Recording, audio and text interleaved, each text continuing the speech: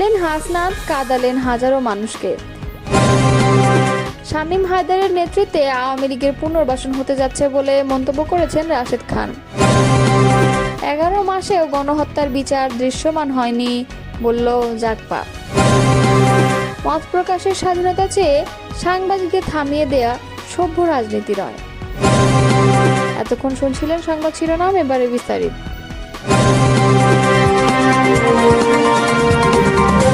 জাতীয় নাগরিক পার্টির দক্ষিণাঞ্চলের মুখ্য সংগঠক হাসনাত আবদুল্লাহর নাটোরের শহীদ পরিবারের সদস্যদের সঙ্গে কথা বলার সময় কান্নার ভাইরাল ছবি এবং ভিডিও কাঁদিয়েছে হাজারো মানুষকে। দেশ গড়তে এনসিপির জুলাই পদযাত্রার 7ম দিনে সোমবার দুপুরে বর্ণাঢ্য পদযাত্রা ও শহরের মাদ্রাসা মোড়ের স্বাধীনতা চত্বরে আয়োজিত পথসভা শেষে বিকালে শহরের একটি রেস্টুরেন্টে তারা মতবিনিময় করেন জুলাই আন্দোলনে শহীদ হওয়া নাটোরের 8 জনের পরিবার ও আহতদের সঙ্গে। জাতীয় নাগরিক পার্টির আহ্বায়ক নাহিদ ইসলাম, মুখ্য সমন্বয়ক নাসিরউদ্দিন পাটোয়ারি, যুগ্ম আহ্বায়ক সামান্তা শারমিন, জ্যেষ্ঠ যুগ্ম সদস্য সচিব ডাক্তার তাসনিম জারা, যুগ্ম সদস্য সচিব নাহিদ সারোয়ার নিভা, দক্ষিণাঞ্চলের মুখ্য সংগঠক হাসনাত আবদুল্লাহ, উত্তরাঞ্চলের মুখ্য সংগঠক সার্জিস আলম এবং কেন্দ্রীয় সদস্য আসিফ মোস্তফা জামাল, নাটোর জেলা এনসিপির প্রধান সমন্বয়কারী অধ্যক্ষ জার্জিস কাদির ও সিনিয়র যুগ্ম সমন্বয়কারী নাটোর চেম্বারের সভাপতি আব্দুল মান্নাফ সহ জেলা ও কেন্দ্রীয় নেতারা এ সময় উপস্থিত ছিলেন। মতবিনিময়ের সময় শহীদ পরিবারের সন্তান হারানোর কথা শুনতে শুনতে অঝরে কাঁদতে থাকেন হাসনাত আবদুল্লাহ। সোমবার রাত থেকে সামাজিক যোগাযোগ মাধ্যমে এমন ছবি ও ভিডিও ভাইরাল হয়েছে। ভাইরাল হওয়া ছবি ও ভিডিওতে দেখা যায় 5 আগস্ট নাটোরে নিহত কলেজ ছাত্র শহীদ মিকদাদ হোসেন খান আকিবের পিতা নাটোর সিটি কলেজের অধ্যক্ষ দেলোয়ার হোসেন খানের সঙ্গে কথা বলতে গিয়ে হাসনাত আবদুল্লাহ অঝরে কাঁদতে থাকেন। এক পর্যায়ে কাঁদতে কাঁদতে তিনি অধ্যক্ষ দেলোয়ার হোসেন খানকে জড়িয়ে ধরে থাকেন।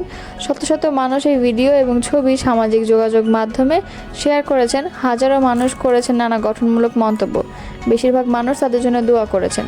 অনেকে মন্তব্য করেছেন যে পুরুষ অন্যের সন্তান হারানোর বেদনার কথা শুনে এভাবে অঝরে কাঁদেন তিনি কখনো খারাপ মানুষ হতেই পারেন না। গতকাল মুজিবুল হক চুন্নুকে অব্যাহতি দিয়ে ব্যারিস্টার শামীম হায়দার পাটোয়ারিকে জাতীয় পার্টির মহাসচিব নিয়োগ দিয়েছেন পার্টির চেয়ারম্যান GM কাদের।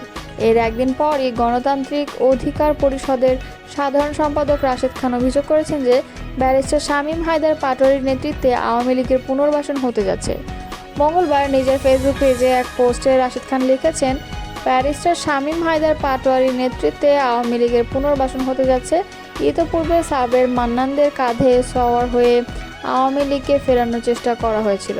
সেই প্রজেক্ট ভণ্ডুল হওয়ায় এখন পাটোয়ারি শেষ ভরসা। রাশেদ লিখেন, আপা এখন জাতীয় পার্টিতে ভর করেছে। জাতীয় পার্টিতে যে অন্তকোন্দল দেখতে পাচ্ছেন এটা স্রেফ মেকি। ভারতের নতুন ছক অনুযায়ী জাতীয় পার্টি সংস্কারের নামে একটি ধোঁকাবাজি চলছে। অন্তর্বর্তী সরকারও জাতীয় পার্টিকে সুযোগ দিচ্ছে অভিযোগ করে গণ অধিকার পরিষদের এই নেতা বলেন, উপদেষ্টাদের মধ্যে যেহেতু আপা ও জাতীয় পার্টির ভক্ত রয়েছে, এক্ষেত্রে আপা সরাসরি ফিরে আসতে না পারলেও জাতীয় পার্টির ঘাড়ে চড়ে আপাকে ফেরানোর বিষয়ে তারা ইতিবাচক।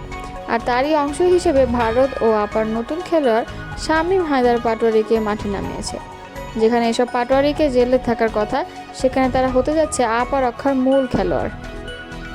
অন্তর্বর্তী সরকারের নখদর্পণে সবকিছু আছে দাবি করে রাশেদ খান বলেন, কিন্তু তারা ভারতের ভয়ে কাবু হয়ে জাতীয় পার্টি দিয়ে আপা ফিরে আসার পথে প্রতিবন্ধকতা সৃষ্টি করছে না। ইতিপূর্বে সাবের মান্নানদের কাঁধে সওয়ার হয়ে আওয়ামী লীগকে ফেরানোর চেষ্টা করা হয়েছিল। সেই প্রজেক্ট ভণ্ডুল হওয়ায় এখন পাটোয়ারি শেষ ভরসা।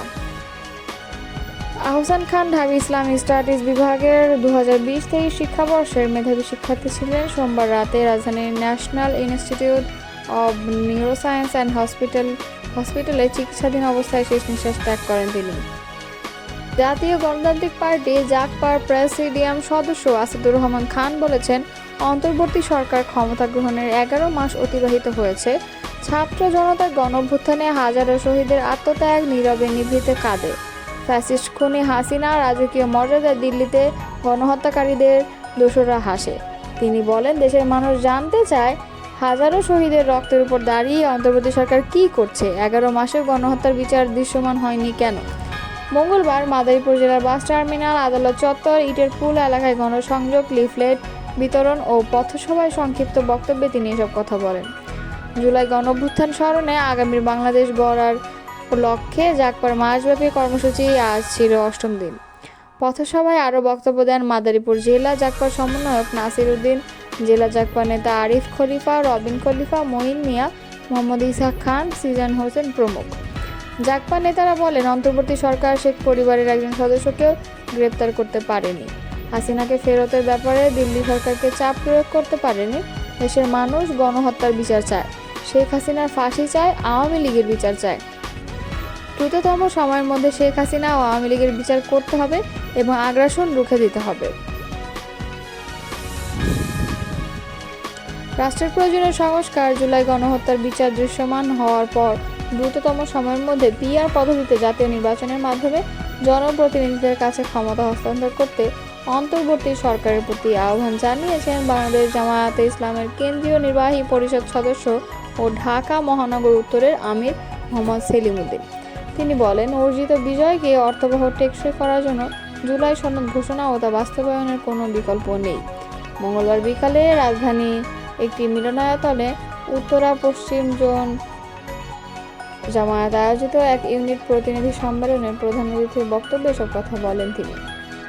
প্রকাশের স্বাধীনতার কথা বলে সাংবাদিকদের থামিয়ে দেওয়া কোনো সভ্য রাজনীতি নয় বলে মন্তব্য করেছে বিএনপির স্থায়ী কমিটির সদস্য ডক্টর AZM জাহিদ হোসেন। মঙ্গলবার রাজধানীর উত্তরায় মুগ্ধ চত্বরে বাংলাদেশ জাতীয়তাবাদী সামাজিক সাংস্কৃতিক সংস্থার উত্তরা পশ্চিম থানা কর্মী সম্মেলনে তিনি এই মন্তব্য করেন। ডক্টর জাহিদ বলেন, আপনারা ভয় দেখান, মব সন্ত্রাস করেন, এগুলো তো সভ্য আধুনিক দেশে চলতে পারে না। আইন মানবেন, কিন্তু তালগাছটা আমার, সেটা তো হবে না। সাংবাদিকরা লিখলে তাদের ধমক দেবেন, আবার বলবেন কথা বলার স্বাধীনতা চাই, এটাও তো হতে পারে না। সাংবাদিকদের কথা পক্ষে গেলে ভালো, কিন্তু বিপক্ষে গেলে ধমক দিবেন, এটা সভ্য রাজনীতির চর্চা নয়।